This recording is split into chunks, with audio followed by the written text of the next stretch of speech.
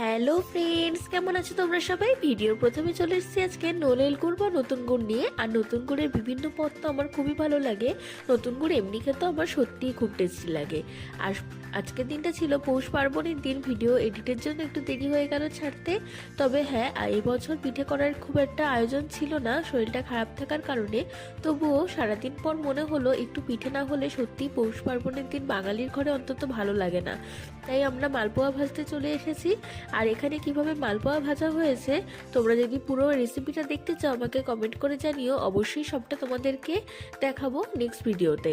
আর সত্যি কথা বলতে মালপোয়াগুলো খুব টেস্টি হয়েছিল। দু রকমের মালপোয়া হয়, একটা ভেজা মালপোয়া আর একটা এরকম শুদ্ধ ভাজা মালপোয়া। আমার তো ভাজাটা খেতেই বেশি ভালো লাগে। আর এখানে ছাড়ার মধ্যেও অনেক নিয়ম আছে। সত্যি কথা বলতে রান্নার বা পিঠে তৈরি করাটা এক ধরনের আর্ট বলে আমি মনে করি। আর এগুলো সবার হাতে ভালো হয় না, মা ঠাকুমার হাতের রান্নার টেস্টই তো আলাদা। আর এগুলো আমার দিদা মানে আমার দিদিভাই সবটা করেছিলেন নিজের হাতে। আজ তবে এই পর্যন্তই, দেখা হবে নেক্সট ভালো ভিডিওতে। টাটা।